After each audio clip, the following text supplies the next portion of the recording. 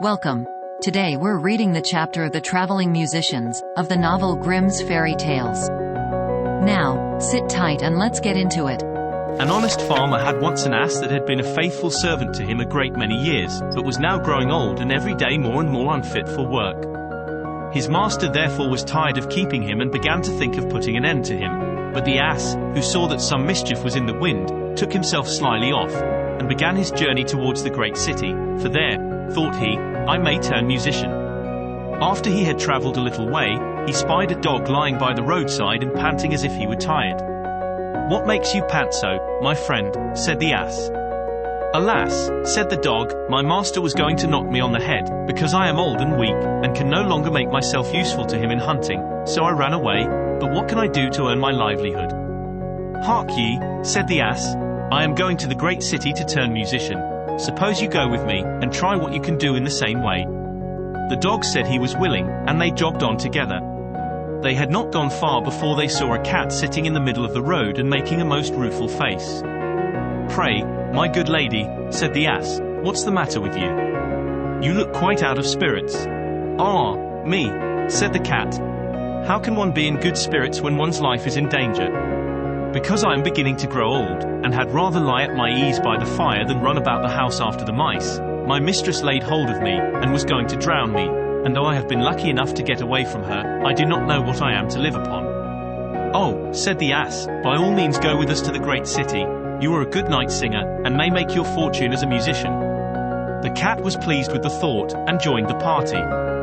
Soon afterwards, as they were passing by a farmyard, they saw a cock perched upon a gate, and screaming out with all his might and main. Bravo, said the ass. Upon my word, you make a famous noise. Pray what is all this about?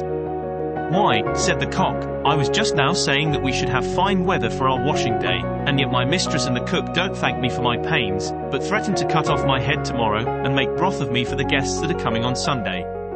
Heaven forbid, said the ass. Come with us, Master Chanticleer. It will be better, at any rate, than staying here to have your head cut off. Besides, who knows? If we care to sing in tune, we may get up some kind of a concert, so come along with us. With all my heart, said the cock, so they all four went on jollily together. They could not, however, reach the great city the first day, so when night came on, they went into a wood to sleep.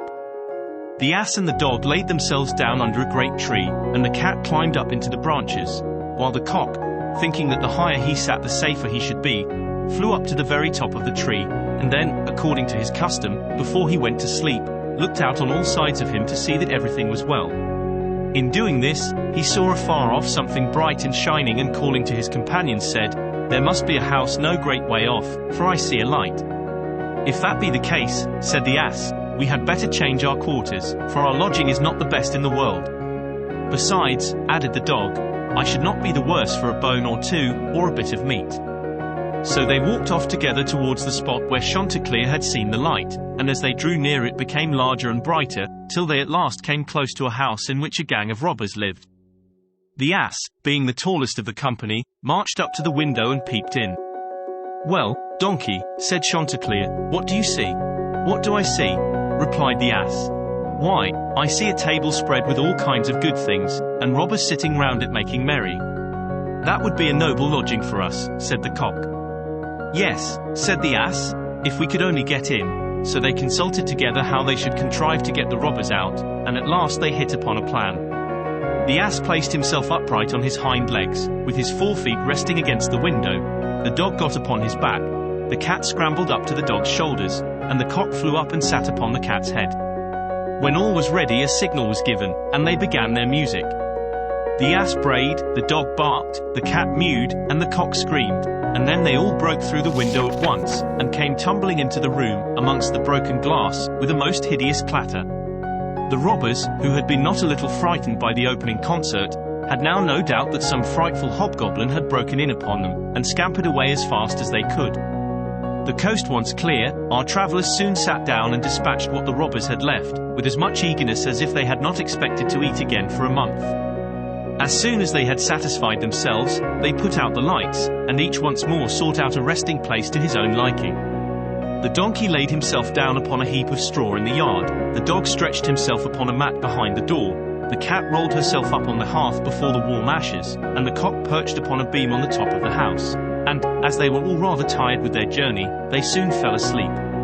But about midnight, when the robbers saw from afar that the lights were out and that all seemed quiet, they began to think that they had been in too great a hurry to run away, and one of them, who was bolder than the rest, went to see what was going on. Finding everything still, he marched into the kitchen, and groped about till he found a match in order to light a candle, and then, espying the glittering fiery eyes of the cat, he mistook them for live coals, and held the match to them to light it. But the cat, not understanding this joke, sprang at his face, and spat, and scratched at him.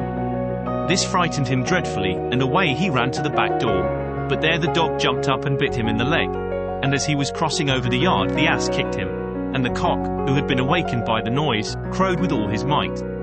At this the robber ran back as fast as he could to his comrades, and told the captain how a horrid witch had got into the house, and had spat at him and scratched his face with her long bony fingers. How a man with a knife in his hand had hidden himself behind the door, and stabbed him in the leg. How a black monster stood in the yard and struck him with a club, and how the devil had sat upon the top of the house and cried out, "Throw the rascal up here." After this the robbers never dared to go back to the house, but the musicians were so pleased with their quarters that they took up their abode there, and there they are, I dare say, at this very day. Did you enjoy today's chapter of Grimm's Fairy Tales? Why not subscribe and ring the bell?